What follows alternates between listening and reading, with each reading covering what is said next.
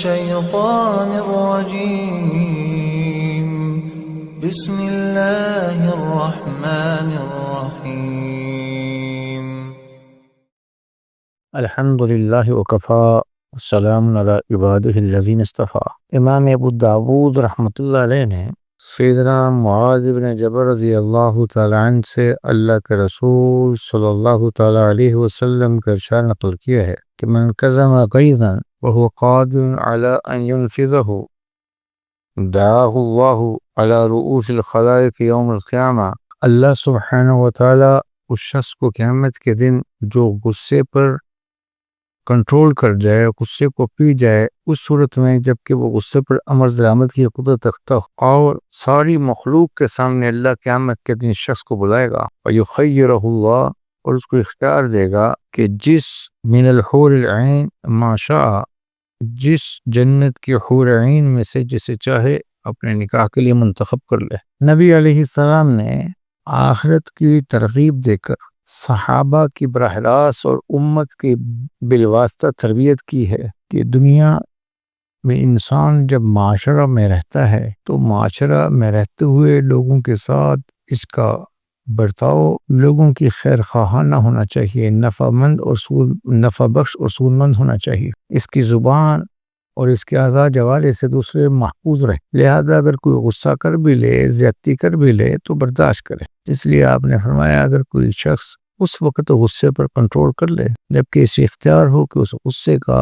کے تقاضے پر عمل کر لے کہ اب اپنے مخالف کو مار سکتا ہو، نقصان پہنچا سکتا ہو،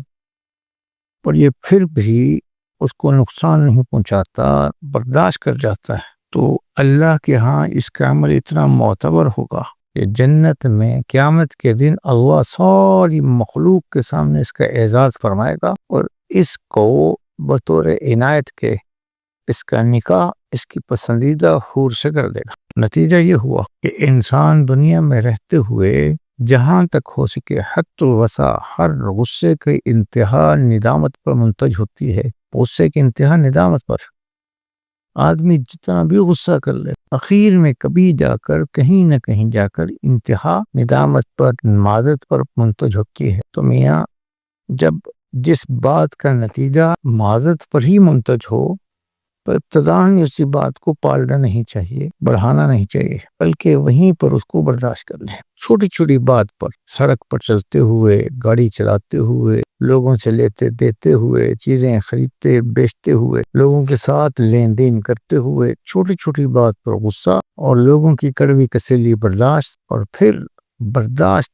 نہ کرنا ہمارے معاشرے کا رواج اور معاشرے کی عادت بن چکا، جس کا نتیجہ آج عدالتیں آباد ہیں، تھانے کچہریاں آباد ہیں، چھوٹی چھوٹی بات پر نسلوں کی دشمنی چلتی ہے۔ نبی علیہ السلام نے اس معاشرے میں آپ نے اسلوبانہ حکیمانہ اسلوب سے آپ نے اس معاشرے میں ان کو شیر و شکر کر دیا، بھائی چارے کی اور اخوت کی مثالیں قائم کر دی کہ جو جاہلیت کا زمانہ تھا، جہاں محض مویشی چرانے پر، کہیں گھوڑا آگے بڑھانے پر، کہیں کسی کے جانور کا کسی کے کھیت میں اتر جانے پر صدیوں سالوں جو ہے لڑائیاں چلتی تھی، آپ کی مبارک محنت سے وہ لوگ ایسے بنے کہ قرآن نے ان کی گواہی دی کہ یؤثرون علی انفسہم ولو کان بہم خصاصہ، کہ اب یہ اپنے حق کو دباتے ہیں، دوسرے کو ترجیح دیتے ہیں۔ آج ہمارے گھر والے، ہمارے اعزاء اقربا یہ بات سمجھیں کہ اپنی ذات کو، اپنے حق کو دبایا جائے، دوسروں کو ترغیب دی جائے، دوسروں پر اپنی ذات کو ترجیح دی جائے، یہ شریعت کا مزاج ہے۔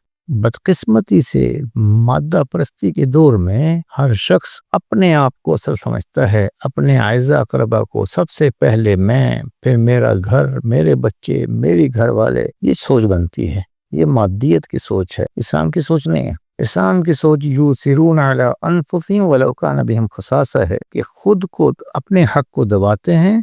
دوسرے کے حق کو ادا کرتے ہیں۔ آج معاملہ الٹ ہو گیا، ہم میں سے ہر شخص اپنے حقوق کا مطالبہ کرتا ہے اور اپنے فرائض اور جو ذمہ داریاں ہیں ان کو ادا کرنے میں سستی برتتا، نتیجتاً